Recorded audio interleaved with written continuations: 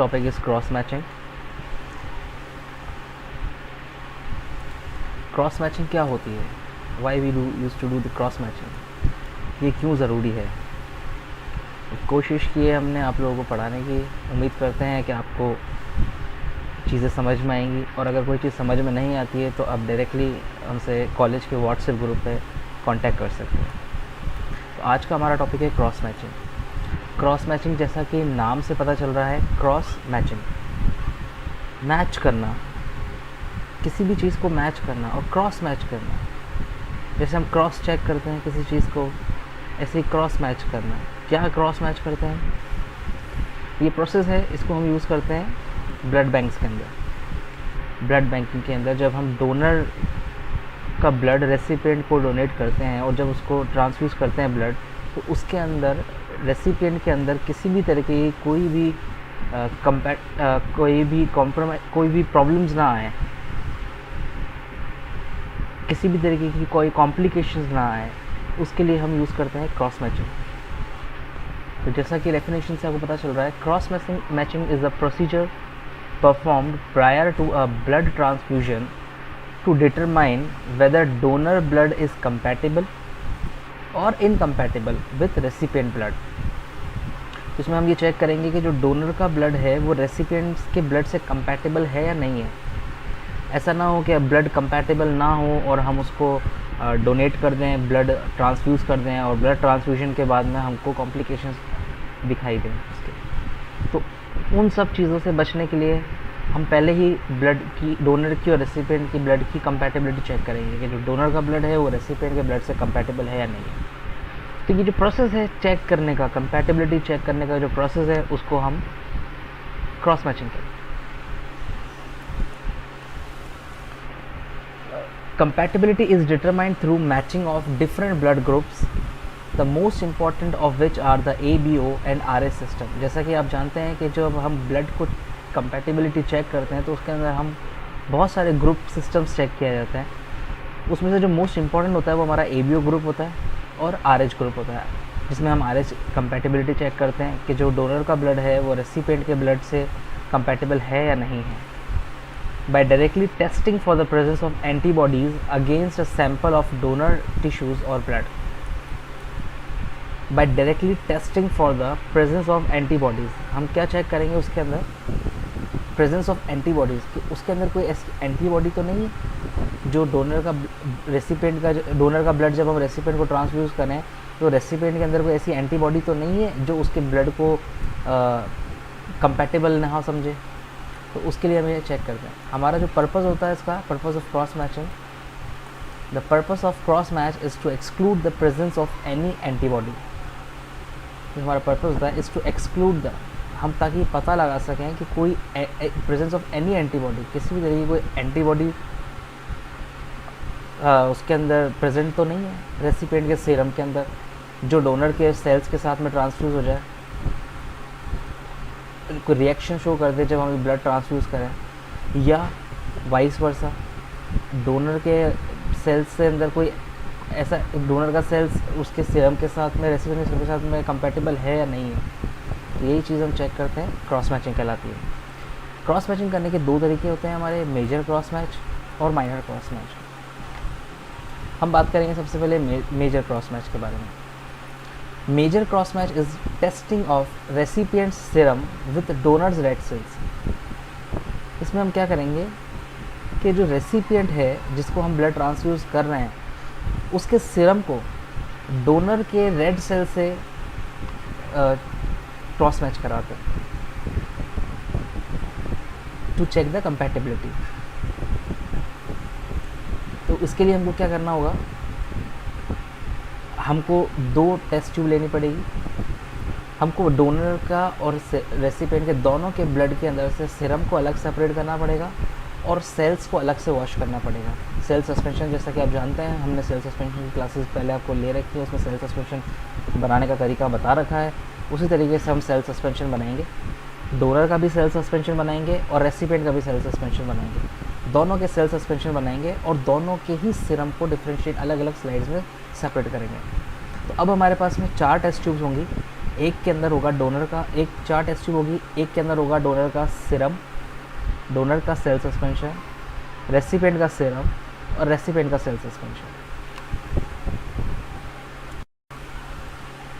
जब हम ये सेल सस्पेंशन बना लेंगे डोनर का और रेसिपिएंट का और सिरम भी सेपरेट कर लेंगे, तब उसके बाद में हम मेजर क्रॉस मैच भी लगाएंगे और माइनर क्रॉस मैच भी लगाएंगे। मेजर क्रॉस मैच कैसे लगाएंगे कि रेसिपिएंट का सिरम लेंगे और डोनर के सेल्स लेंगे। याद रखिएगा, मेजर क्रॉस मैच के अंदर रेसिपिएंट का सिरम लेंगे और डोनर के सेल्स लेंगे, रेसिपिएंट का सिरम और डोनर के सेल लेंगे। और माइनर क्रॉस मैच के अंदर क्या करेंगे, हम रेसिपिएंट्स के सेल्स लेंगे और डोनर का सिरम लेंगे। इसके आप देख सकते हैं, minor cross match is testing of donor Siram with recipients red cells. ठीक है, फिर उसके बाद हम कंपैटिबिलिटी का टेस्ट लगाएंगे। उम्मीद करता हूँ आप लोगों को अभी तक सेल्स क्रॉस मैच समझ में आ रहा होगा कि मेजर क्रॉस मैच और माइनर क्रॉस मैच क्या होता है। अब हम इसका प्रोसेस पढ़ेंगे कि हम इसको कैसे लगाएंगे। ये जो हम मेजर क्रॉस मैच और माइनर क्रॉस मैच लगाएंगे, ये सलाइन टेक्निक से लगाते हैं। इस सलाइन टेक्निक से क्या होता है कि जो इससे हम जो IgM एंटीबॉडीज़ होती हैं रेसिपिएंट के सीरम में, हम वो डिटेक्ट करते हैं। This detects IgM antibodies in the recipient serum that reacts at room temperature और lower against the donor red cells. जो रूम टेम्परेचर पे या उससे कम टेम्परेचर पे, लोअर टेम्परेचर पे against the donor red cells हम चेक करेंगे। याद रखिएगा, इसके अंदर मोस्ट इंपॉर्टेंट चीज़ जो है वो है जो सलाइन टेक्निक होती है, ये डिटेक्ट्स IgM एंटीबॉडीज़ को डिटेक्ट करती है। IgG एंटीबॉडीज़ को हम क्रॉस मैच से डिटेक्ट नहीं कर सकते।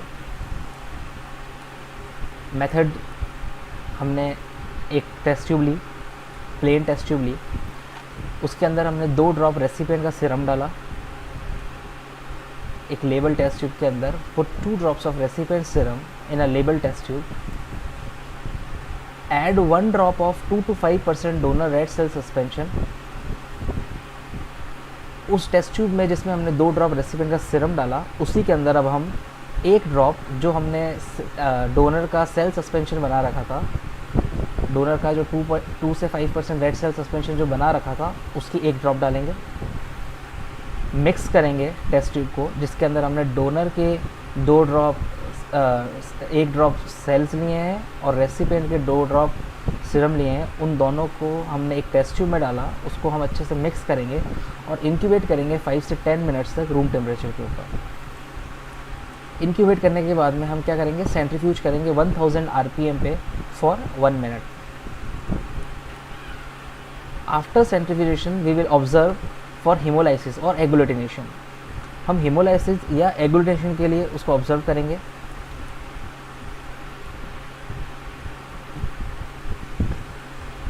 फिर हमने जैसे उसको इंक्यूबेट कर लिया था, इंक्यूबेट करने के बाद में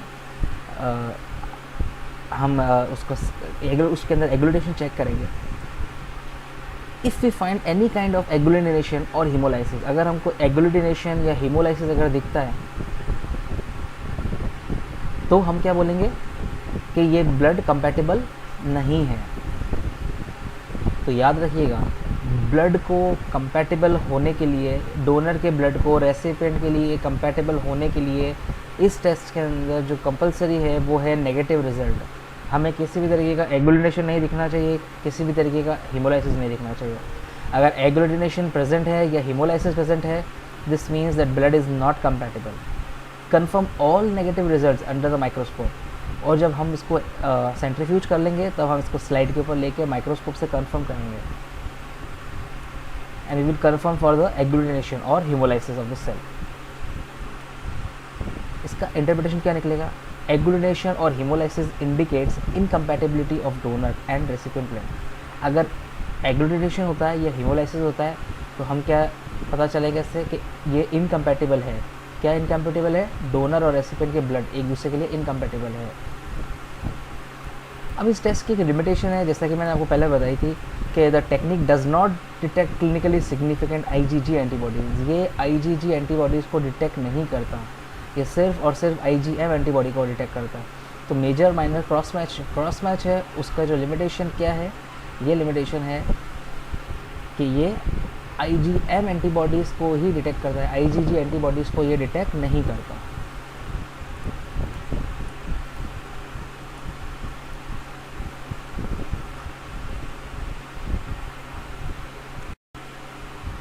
जैसा कि मैं आपको डायग्राम दिखा रहा हूँ, इस डायग्राम के अंदर आप एक चीज़ देखेंगे, इसके अंदर हमने ये डायग्राम क्रॉस मैच का नहीं है, ये कूम्स टेस्ट का डायग्राम है, जिसके अंदर हमने 2 ड्रॉप्स के अंदर एंटी ह्यूमन ग्लोबिन डाला था। हम क्रॉस मैच के अंदर ये चीज़ नहीं डालेंगे, हम क्रॉस मैच के अंदर रेसिपिएंट का सीरम लेंगे, डोनर के रेड ब्लड सेल्स लेंगे, एक टेस्ट ट्यूब के अंदर 2 ड्रॉप रेसिपिएंट का सीरम डाला हमने, 1 ड्रॉप डोनर के RBC डाले, उसको इंक्यूबेट किया हमने, और इंक्यूबेट करने के बाद हम उसके अंदर देखेंगे एग्लूटिनेशन। अगर एग्लूटिनेशन प्रेजेंट है तो नॉट कंपैटिबल, और एग्लूटिनेशन प्रेजेंट नहीं है तो ये कंपैटिबल है। तो ये रहा हमारा क्रॉस मैच। उम्मीद करता हूँ आप लोगों को क्लास समझ में आई होगी। अगर किसी भी तरीके का कोई डाउट है तो आप लोग डायरेक्टली मुझसे मेरे व्हाट्सएप नंबर पे कांटेक्ट कर सकते हैं और आप अपने डाउट्स पूछ सकते हैं।